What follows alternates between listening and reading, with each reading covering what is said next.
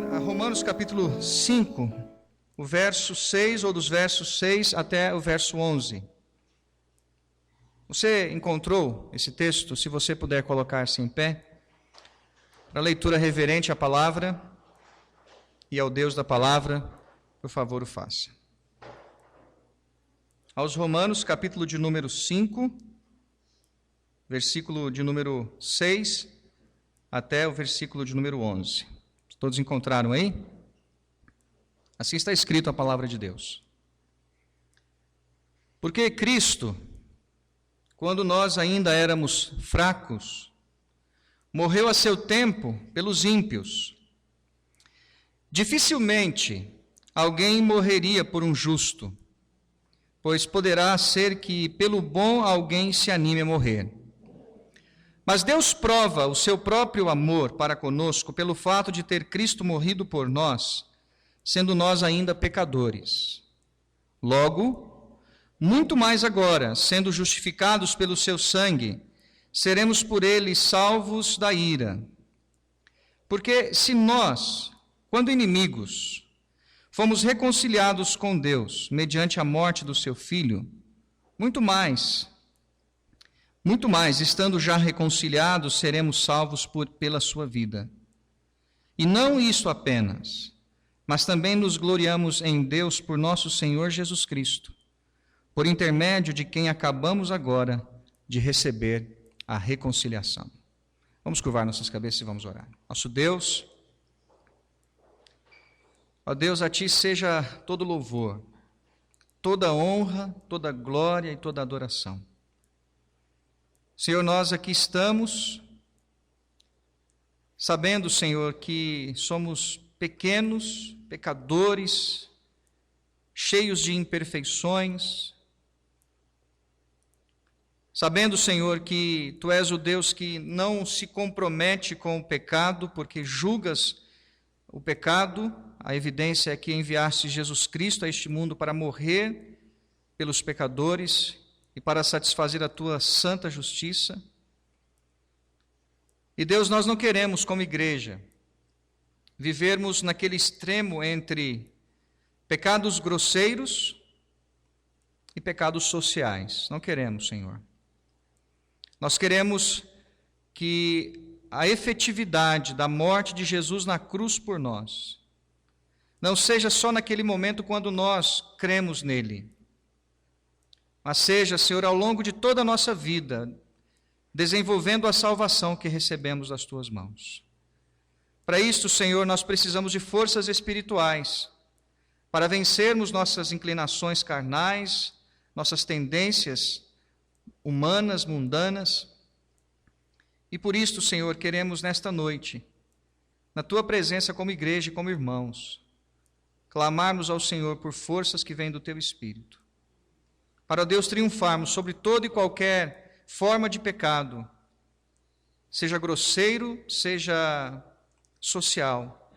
Não deixe-nos, ó Deus, nos conformarmos com estas manifestações pecaminosas, nos esquivando da Tua santidade. Trate conosco, Senhor, pela graça, porque Tu és gracioso. Ó Deus, o Senhor é um Pai amoroso, e ainda que nos disciplines, o Senhor faz isso porque és o Deus que nos ama. Portanto, Deus, dá-nos compreensão da porção da Tua palavra que acabamos de ler. Aplique, ó Deus, esta palavra ao nosso coração e faça-nos, ó Deus, servos e servas, por onde andarmos, testemunhos vivos do Senhor e fiéis ao Senhor. Ó Deus, muito obrigado pela vida de todos que estão aqui, aqueles que estão impedidos de estarem aqui, Senhor, por razão justa, motivo justo, que sobre eles Tu dispenses a Tua graça.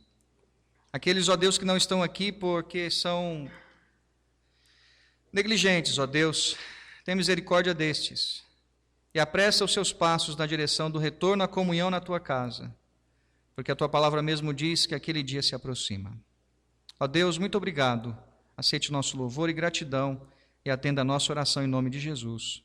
Amém, Senhor Deus. Amém. Podem sentar, irmãos. Domingo passado, irmãos, os irmãos estão sentindo calor? Então quem está com controle não sou eu. Está com você? Entrega para o irmão Luiz que ele mexe. Entrega para o Luiz que ele, faz favor. São as adequações que a gente está fazendo, a gente vai chegar lá. O texto que eu li com os irmãos, eu vou chamá-lo, se os irmãos assim me permitem, de a outra face da moeda. E eu vou explicar por quê. Quem esteve aqui domingo passado, eu creio que se lembra, e hoje de manhã eu rememorei com os irmãos acerca dessa questão.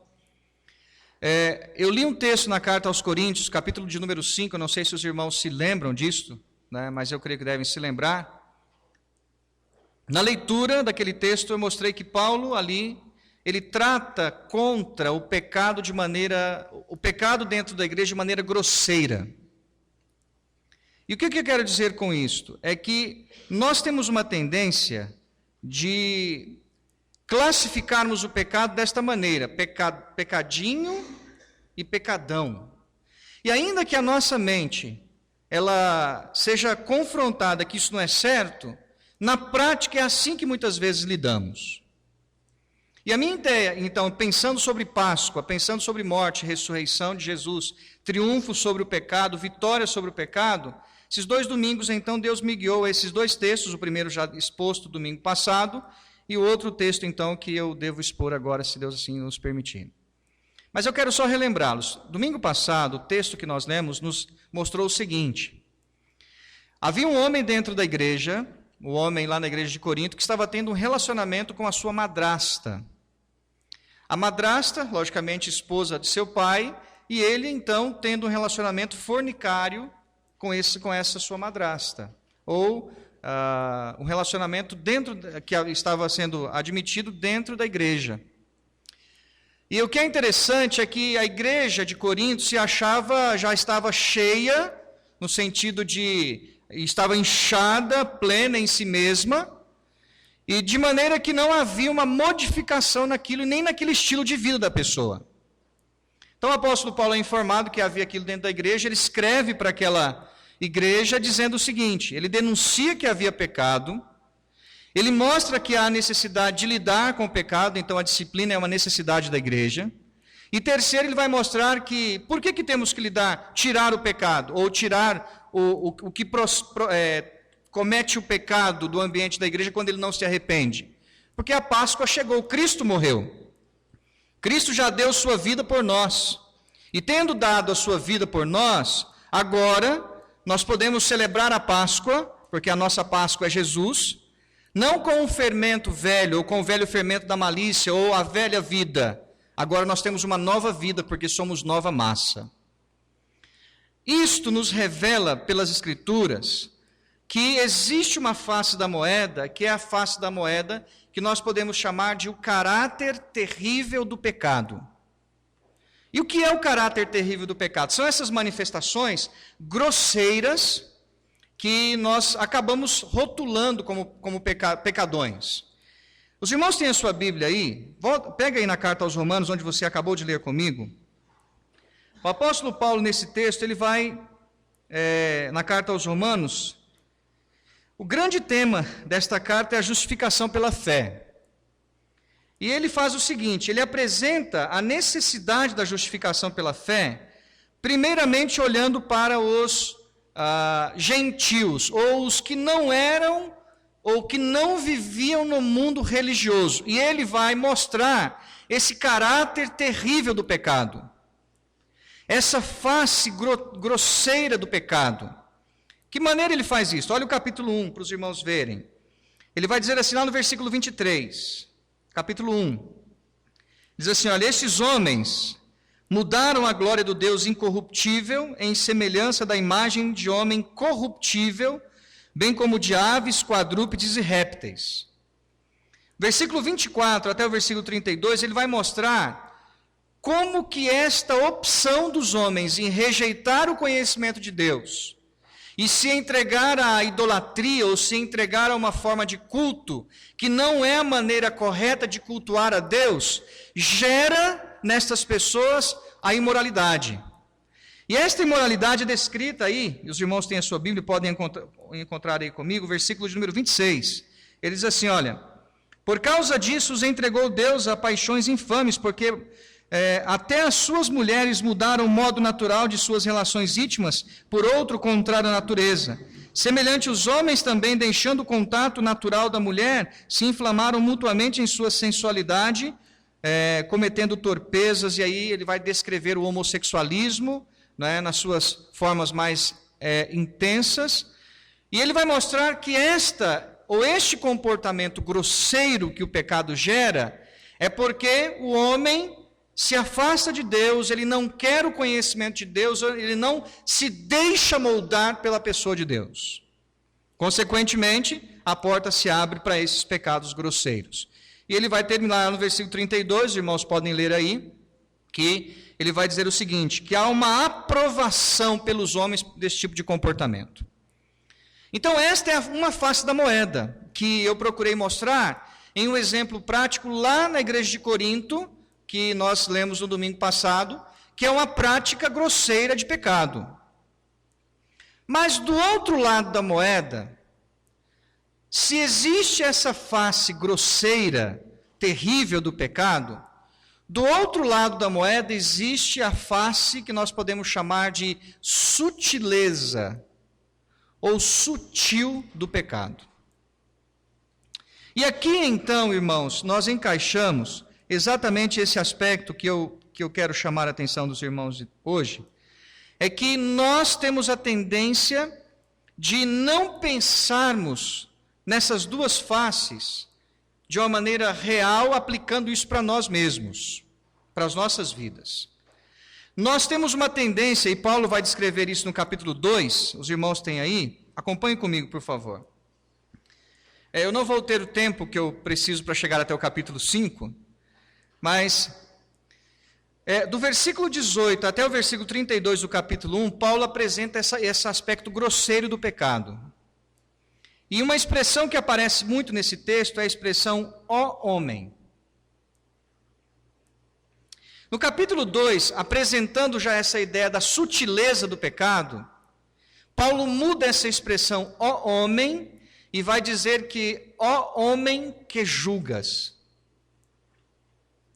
Então este homem aqui do capítulo 2, esse homem que julga, ele tem um senso de moralidade. E por esse senso de moralidade ele passa a exercer juízo sobre as pessoas. E aí Paulo vai dizer o seguinte, versículo 1 do capítulo 2, olha. Portanto, és indesculpável quando julgas, ó homem, quem quer que sejas, porque no que julgas a outro, a ti mesmo te condenas, pois praticas as próprias coisas que condenas. Bem sabemos que o juízo de Deus é segundo a verdade contra os que praticam tais coisas. Tu, ó homem, que condenas, aí está a palavra, o que julgas, aos que praticam tais coisas e fazes as mesmas, pensas que te livrarás do juízo de Deus? E com essa questão aqui, ou pelo menos ela dá a ideia da introdução que eu quero mostrar para os irmãos, é que essas duas faces da moeda, essa face grosseira e essa face sutil, elas fazem parte de uma mesma moeda, e aqui a ideia é que todo ser humano, ele tem essas duas faces em si mesmo. Todo ser humano é capaz de ter práticas pecaminosas, grosseiras, e todo ser humano é capaz de viver também com a sutileza do pecado.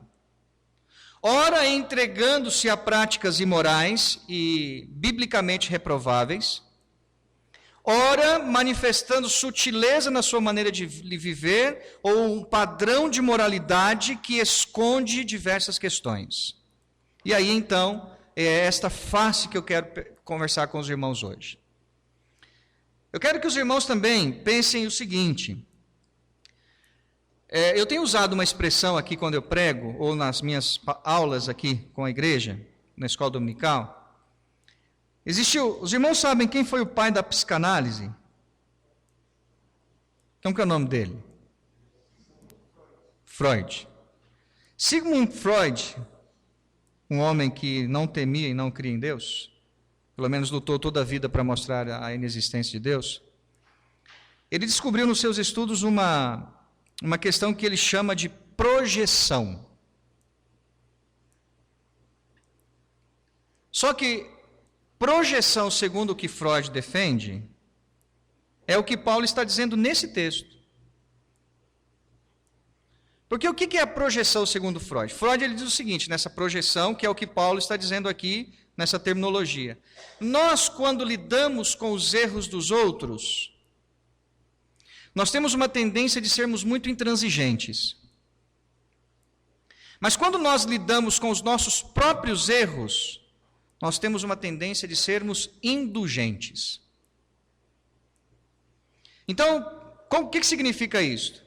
Se o Lucas pisar no pé da Tassiana, dando um exemplo, ainda que eu espero que ele não faça isso, né? Mas se ele pisar no pé da Tassiana e eu vejo isto, a minha tendência natural é censurar com veemência a prática do Lucas em pisar propositadamente no pé da Tassiana. Mas se num outro momento eu for e pisar no pé da Tassiana, é facilmente que eu vou dizer o seguinte: ó, Tassiana, desculpa, eu não vi, não fiz isso por querer.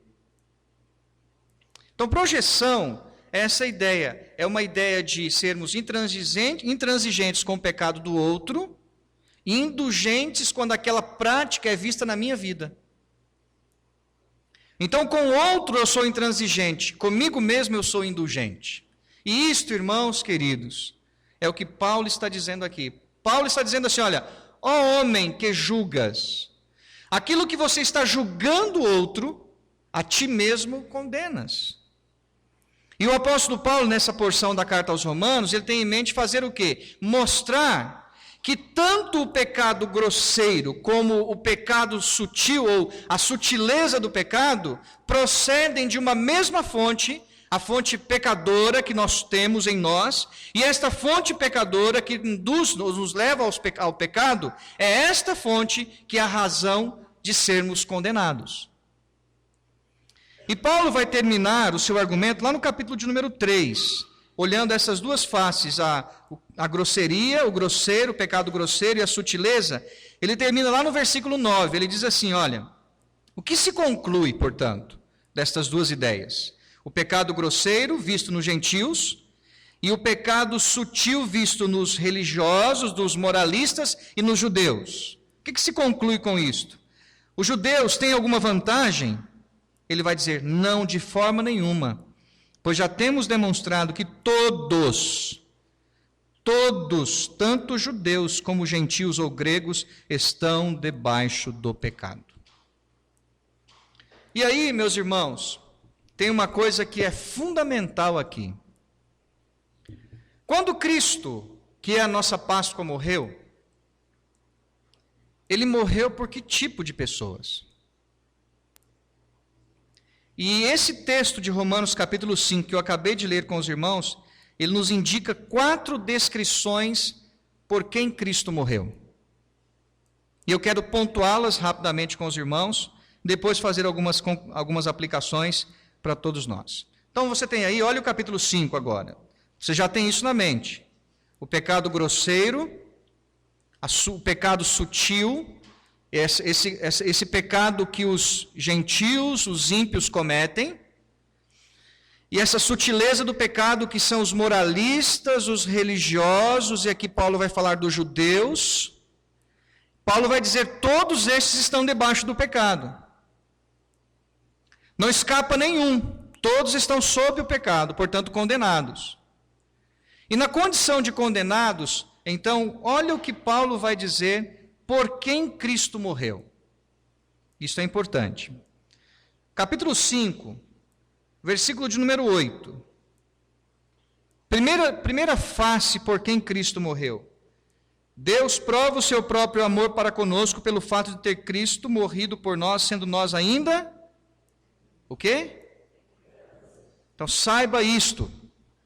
Você que está aqui, todos nós. Cristo morreu por pecadores. Então não permita que a tua mente ela seja seduzida a pensar de de mim mesmo, a nossa mente, seja seduzidos a pensar de nós mesmos que nós não somos pecadores. A Escritura, ao usar a palavra pecado ou pecadores, existem diversas palavras na Bíblia que aparecem para essa descrição de pecado. A palavra que Paulo usa aqui é a palavra que significa errar o alvo. Então, quando Cristo morreu na cruz do Calvário pelos pecadores, ele morreu por aqueles que erraram o alvo. Olha para os irmãos verem, Paulo vai descrever isto melhor lá no capítulo 5, versículo 12. Ele diz assim, olha, onde nós erramos o alvo então? Nós erramos o alvo aí, versículo 12, olha. Portanto, assim como por um só homem entrou o pecado no mundo e pelo pecado a morte, assim também a morte passou a todos os homens, porque todos aqui estão aqui são descendentes de Adão? Ou tem alguém aqui que é extraterrestre? Talvez o extraterrestre não vai dizer que é, né? Mas todos são pecadores. Descendentes de Adão. E por sermos descendentes de Adão, o pecado de Adão foi lançado na minha conta. Mais à frente, versículo 19 do capítulo 5, olha para os irmãos verem. Porque como pela desobediência de um só homem, muitos se tornaram pecadores. Observem, se tornaram pecadores. A ideia é esta. Quando é que nós erramos o alvo? Quando Adão pecou. Paulo, ao apresentar isto, ele nos identifica com o Adão histórico. E aqui os que fazem faculdade sabem muito bem que as faculdades trabalham muito contra esta ideia. Adão e Eva, esses não existiram não, isso aí é fábula. Mas Paulo, nesse texto, identifica todos os seres humanos com o Adão histórico, declarando que quando Adão pecou, a desobediência do primeiro homem, a desobediência daquele homem, se tornou a desobediência de todos os homens. Por isso todos pecaram, todos erraram o alvo. E por mais, irmãos, que o homem pecador faça ou tenha esforços para se aproximar de Deus, a Bíblia diz assim, que ele está destituído da glória de Deus. Então, todos que estão aqui, meus irmãos, ainda que você seja membro da igreja, você seja um religioso, ainda que você talvez tenha nascido dentro de uma igreja batista ou uma igreja, seja ela qual for, ainda que você esteja na igreja, aqui frequentando os cultos, saiba de uma coisa: quando você e eu nascemos, nós nascemos sob condenação do pecado. Nascemos como pecadores. E Paulo está usando a ideia, e ele está unindo as duas ideias, o pecado grosseiro e o pecado sutil, todos os homens potencialmente podem praticá-lo, porque são pecadores. E sendo pecadores, todos nós erramos o alvo. E a Bíblia diz assim, que pelo fato de sermos pecadores, o salário do pecado é o quê? A morte. E a morte, ela tem dois sentidos: a morte no sentido de separação de Deus, morte espiritual, e a morte física que vai um dia nos visitar. A morte é consequência do pecado. Então, meu irmão e minha irmã, e todos os que estão aqui, saibam disto. Sabe por quem Cristo morreu? Primeiramente, pelo que o texto de Paulo aqui diz, Cristo morreu por pecadores. Se você comete pecados grosseiros, ou vive na sutileza do pecado, não importa. Sendo pecador, o salário do pecado é a morte. Condenação sobre o pecado. Um pouquinho aí no capítulo 5, os irmãos têm aí, podem me acompanhar. Por quem Cristo morreu? Olha para os irmãos verem. Capítulo 5, versículo de número 6. Os irmãos têm aí? A palavra aparece no final do versículo. Eu não estou seguindo uma ordem normal, mudei um pouco a ordem aqui. Por quem Cristo morreu? Olha, porque Cristo, quando nós ainda éramos fracos, morreu a seu tempo pelos ímpios. Olha só, por quem Cristo morreu? Primeiro, pelos pecadores. Segundo, Cristo morreu pelos ímpios. A palavra ímpio é uma descrição de dar uma outra face do que é o homem. O que é uma pessoa ímpia? Alguém pode responder assim: ímpio é o contrário de piedoso. Ou ímpio é aquele que não é pio. A palavra piedade ou a palavra piedoso é aquela pessoa que vive com o senso da presença de Deus. Então, quando a Bíblia diz, e Paulo usa essa expressão ímpio para descrever que o homem ímpio é um homem que vive sem o senso da presença de Deus. O homem ímpio é o homem que vive sem esta percepção da própria presença de Deus perto dele. A ideia também pode estar associada a que o homem ímpio, que vive sem o senso da presença de Deus, ele possui dentro do seu coração um sentimento de revolta contra Deus e contra a lei, a lei de Deus. Ele possui dentro do coração uma revolta, ele se revolta contra Deus, ele se revolta contra a lei, e por viver desta maneira, ele dá expressão da impiedade que há no coração. Portanto, Paulo usa a palavra aqui para dizer que Deus, quando nos criou, Ele nos criou para amá-lo. E nós, ao invés de amar a Deus, nós nos revoltamos contra Ele, praticando atos ímpios contra Deus. A Bíblia diz assim que não há ninguém que ame a Deus. Humanamente falando, sem a graça de Deus, não há ninguém que ame a Deus. A evidência disso está nas páginas de Gênesis. Quando o homem pecou, os irmãos se lembram quando o homem pecou? Adão?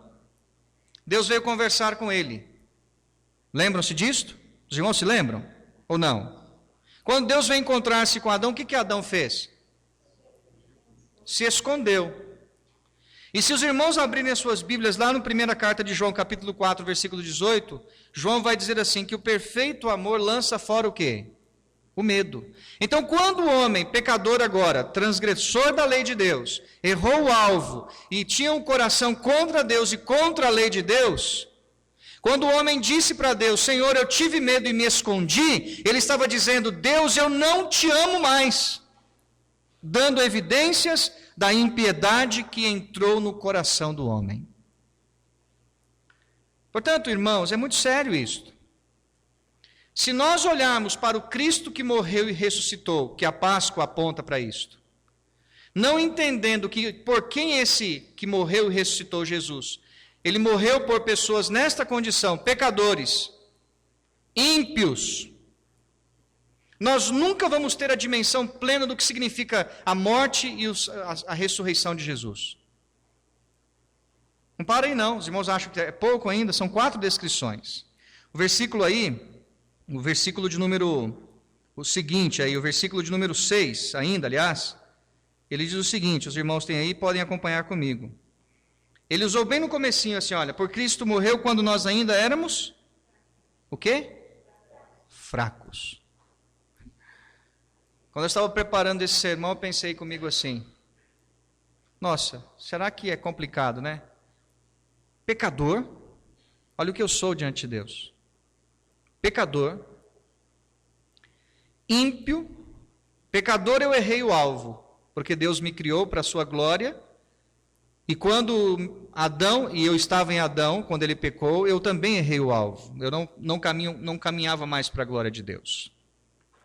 Como uma pessoa ímpia, o meu coração que deveria amar Deus, agora odeia Deus, e levanta-se, é rebelde contra a lei e contra a autoridade de Deus. E quando eu cheguei na palavra fraco, eu falei assim, nossa, a Bíblia também me chama de fraco. Eu fui pesquisar essa palavra. Sabe o que significa a palavra fraco? O que significa, você acha, irmão? O que é uma pessoa fraca?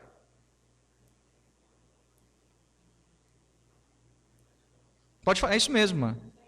A palavra fraco significa uma pessoa sem forças, sem poder.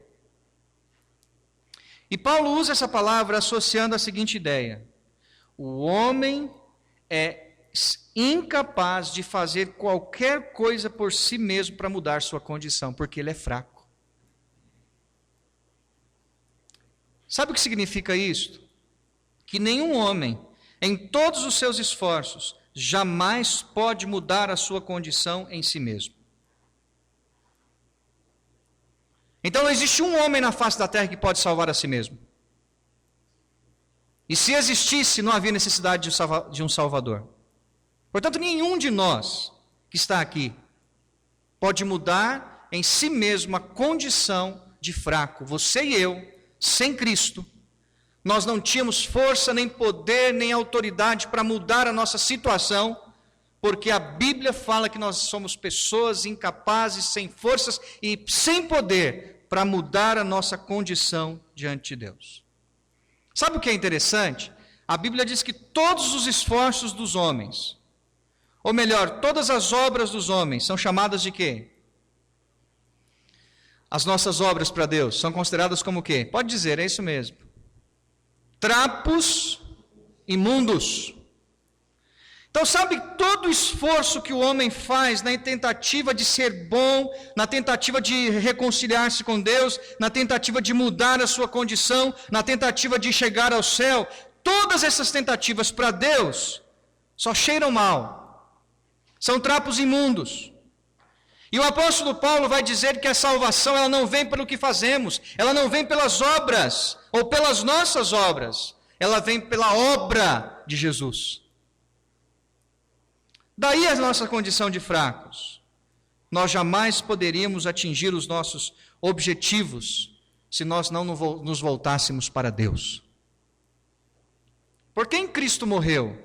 Pecadores, ímpios, fracos. E a quarta palavra que está aí no texto está no versículo de número 10. Para fechar com chave de ouro o que Paulo diz.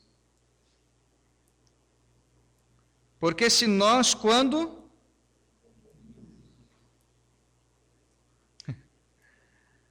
inimigos,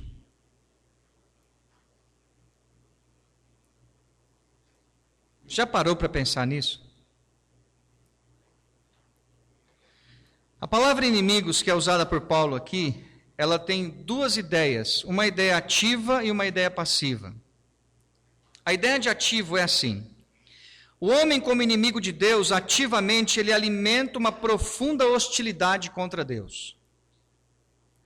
Ativamente o homem, a carne, toda a inclinação pecadora do homem, ela se levanta de maneira hostil, inimiga contra a pessoa de Deus. Por isso que Paulo na carta aos Romanos vai dizer assim: a carne é inimiga de Deus.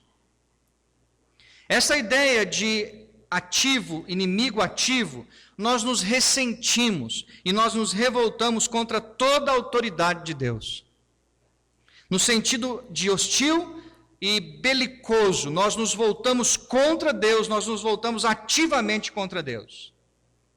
E olha só, a palavra inimigos no sentido passivo é que quando um homem, inimigo de Deus, se levanta contra Deus pela condição de pecador que há nele, Deus reage contra esse homem, declarando esse homem como inimigo, então.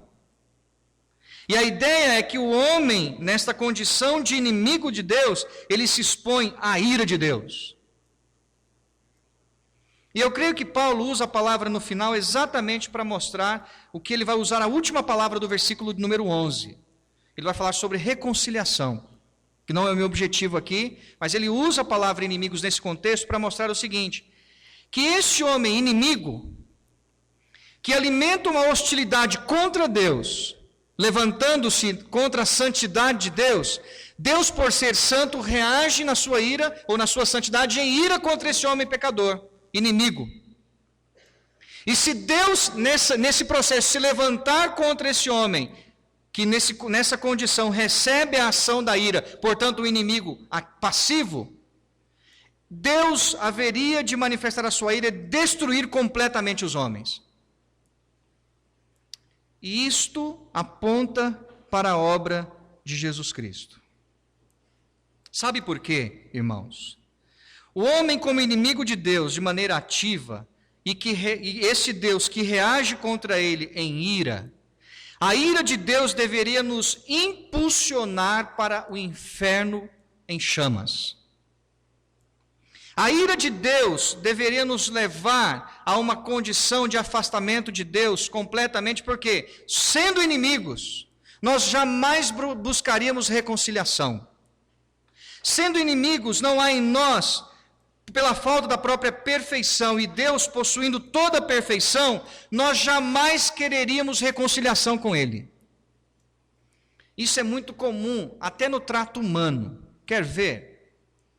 Às vezes, nós como irmãos em Cristo, às vezes nós temos algumas diferenças, alguns dilemas entre nós. Ou quem aqui nunca teve algum problema nesse terreno? Você já teve algum entrevero com alguém na igreja? Eu já. Já. Se você for honesto, você vai dizer que sim. Entrevero assim, falou uma coisa e você não gostou? Fez alguma coisa e você não achou bom? Sim, eu tenho certeza que sim. Quando acontecem esses dilemas entre irmãos, nunca a parte menos espiritual procura conciliação. Pode escrever isso. É aquela história, às vezes ficam dois bicudos e dois bicudos não se beijam. Assim, tu no teu cantinho e eu no meu. Você não pisa no meu calo, eu não piso no teu. Passa socialmente, boa noite. Passa, como vai? Mas não quero nem saber de ter comunhão com essa pessoa. A conciliação, a reconciliação, ela só é possível quando uma pessoa é mais sensível à voz do Espírito de Deus e essa pessoa procura reconciliação. Nunca o beiçudo maior vai procurar aproximar do outro beiçudo. Vamos imaginar agora a seguinte cena. Deus, ao descrever o homem, ele vai dizer assim: Deus fala que o homem é pecador, portanto o homem errou o alvo. Deus diz que o homem, além de pecador, ele é ímpio. Ímpio no sentido que falta nele amor por Deus, e ele é uma pessoa que se alimenta no coração uma raiva, uma ira contra a Deus e a sua santidade. Deus diz que o homem é fraco. Fraco traz a ideia que o homem não pode mudar a sua condição, não tem forças para mudar a sua condição. E a última é que ele é inimigo, portanto ele alimenta um estilo de vida contrário em inimizade contra Deus.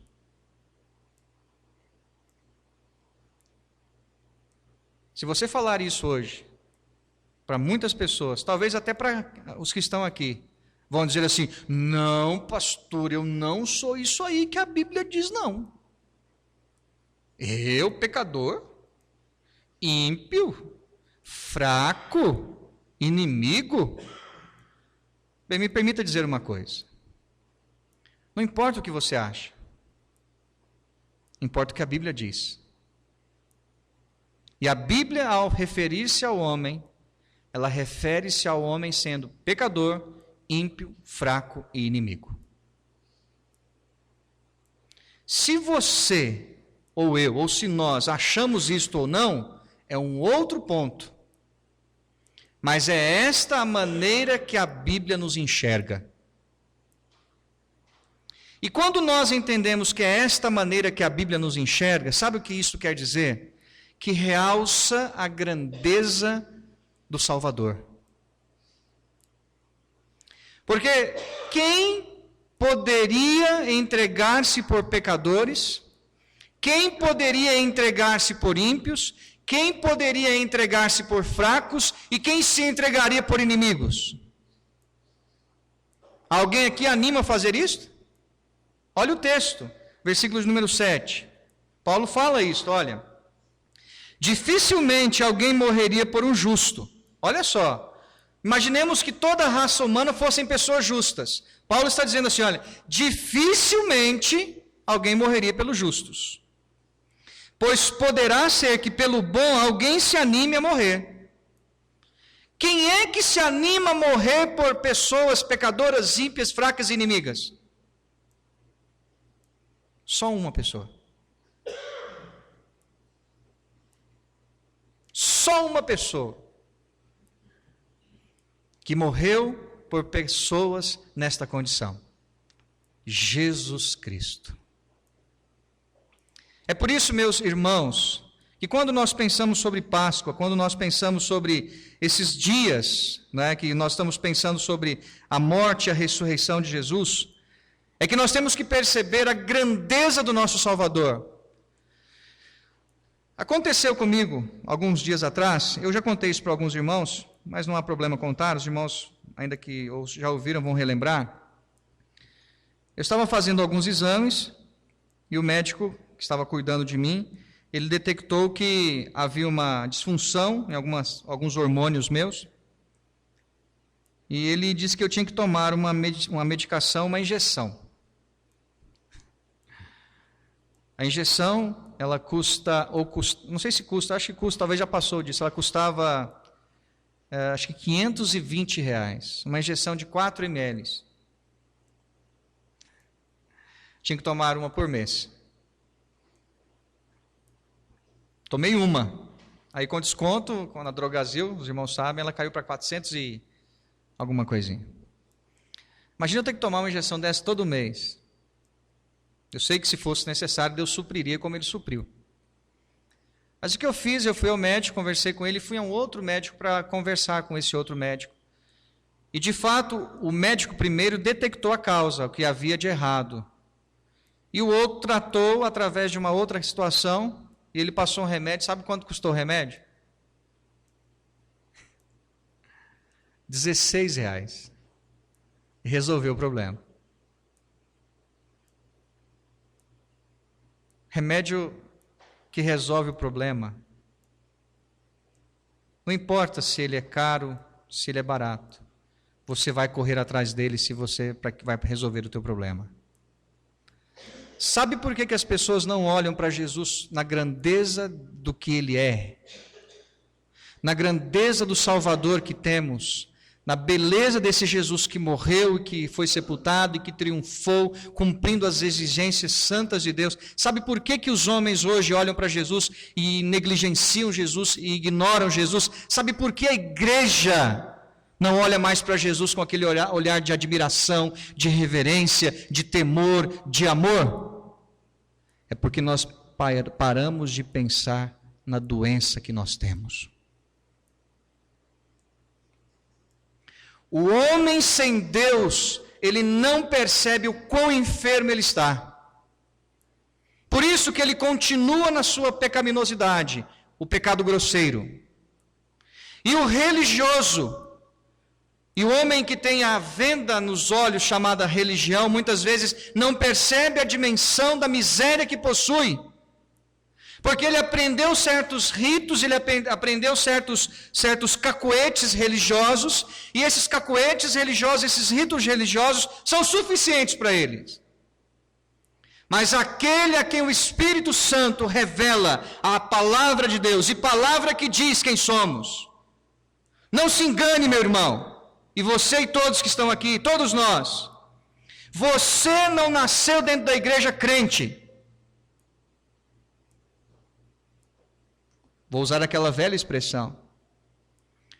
Não é porque uma gata dá cria dentro de um forno é que nasce biscoito.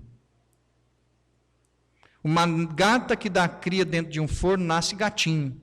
E pecador que tem filhos dentro da igreja tem filhos pecadorinhos. É bem verdade que os que nascem na igreja estão expostos à graça de uma maneira muito mais intensa do que aqueles que não nasceram na igreja. Mas lembre-se, o filho do crente na igreja e o filho do homem lá no mundo, a Bíblia o enxerga da mesma maneira: pecador, ímpio, fraco e inimigo.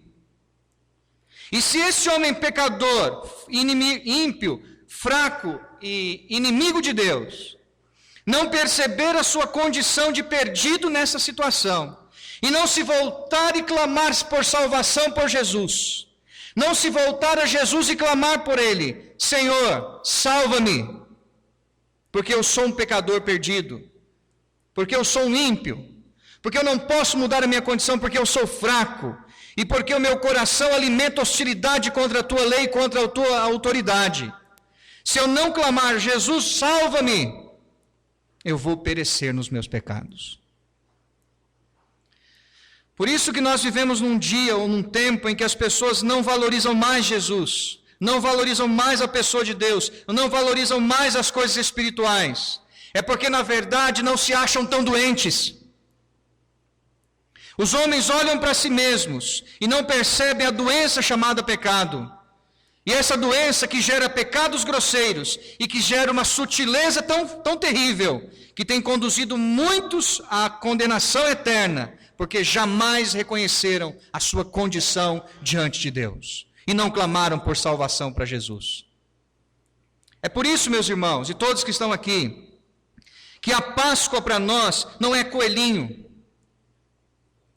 não é ovinho.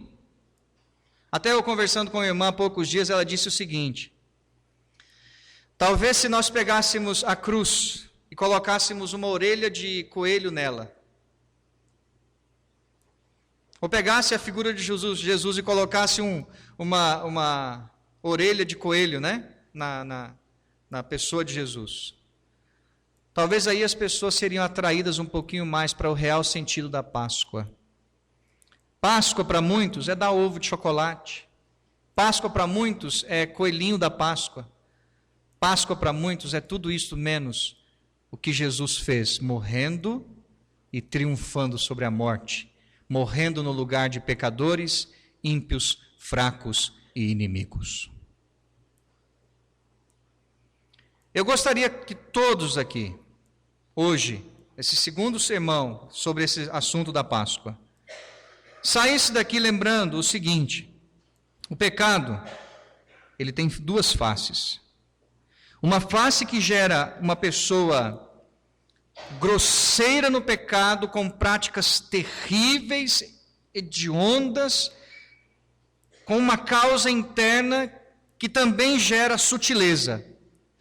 Pessoas que são religiosas, pessoas que se acham justas, pessoas intransigentes com os pecados dos outros, mas indulgentes com seus próprios pecados, pessoas que não percebem a revelação da palavra de Deus e, por não perceberem a revelação da palavra de Deus, admitem para si outra revelação. Mas o apóstolo Paulo, no texto que lemos hoje, mostrando por quem Cristo morreu, ele descreve a condição de todos os seres humanos. Somos pecadores, ímpios, fracos e inimigos. Se um homem percebe quem ele é, nesta condição, pecador, ímpio, fraco e inimigo, só tem uma palavra que ele vai clamar: estou perdido. Quem pode me salvar? E aí a igreja que está nessa terra, que deveria abrir a sua boca para falar e para viver a vida de Jesus, diria tal como Paulo disse ao carcereiro de Filipos, quando aquele homem trêmulo, prestes a se matar, lança-se na presença daqueles homens de Deus e pergunta: senhores, o que me é necessário fazer para ser salvo? E Paulo rapidamente diz: crê no Senhor Jesus e serás salvo, tu e a tua casa. É esta a palavra da salvação. Um homem perdido que clama por salvação porque sabe quem ele é. Um ímpio, um pecador, um fraco, inimigo. Um homem que reconhece a sua condição e diante de Deus diz: Senhor, salva-me. E todos aqueles que clamam por salvação a Jesus, recebem de Jesus a salvação. Portanto, pense nisto. Independente da vida que você vive, você é um pecador. Eu sou um pecador. Somos ímpios, somos fracos e somos inimigos. Mas temos um Salvador poderoso, Jesus Cristo, em quem cremos, quem servimos e a quem amamos. E se todos que estão aqui têm esta convicção no seu coração, já creram em Jesus como Salvador, vivem para Ele, servem a este Jesus, Alegre-se, meu irmão, com a certeza que só o crente pode ter, a certeza da salvação. Mas se há alguém aqui que ainda não reconheceu a sua condição de pecador, de ímpio, de inimigo e de fraco, não saia daqui sem pensar e sem entregar sua vida a esse Jesus. Porque ninguém garante que você estará vivo amanhã. E se um homem ou uma mulher deste mundo partirem sem Cristo, eles partem para a condenação eterna. É por isso que a Bíblia diz, e eu termino com as palavras da própria palavra de Deus: hoje, se ouvirdes a sua voz, quem se lembra?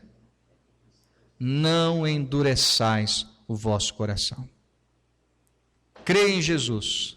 Se você já crê, seja mais santo, mais comprometido, mais amoroso pelas coisas de Deus e pela causa. E assim juntos, vamos celebrar a Páscoa, não com o velho fermento, mas com os asmos da sinceridade e da verdade. O mundo não crê nisto. Muitos não creem nisto. Isto para muitos é loucura, para outros é escândalo. Mas para nós que cremos, é o poder de Deus. E louvado seja Deus por Jesus Cristo. Deus abençoe a todos. Vamos curvar nossas cabeças, vamos orar. Silenciosamente, eu gostaria que cada irmão e irmã, eu vou pedir ao irmão André que execute uma peça musical, bem assim, suave. Enquanto cada irmão e irmã aqui pensa profundamente, você já é cristão? Você já creu em Jesus? Quando você creu, você se reconheceu nessa situação ou não? Pecador? Ímpio? Fraco? E inimigo? Porque se você não se reconheceu nessa condição, talvez você precise repensar na sua conversão. Todos que estão aqui, pensem seriamente nisto. Muitas vezes nós corremos atrás do que achamos e nos esquecemos do que Deus diz. E o único caminho, meus irmãos, que leva para o céu é Jesus. Só Jesus. Só Jesus.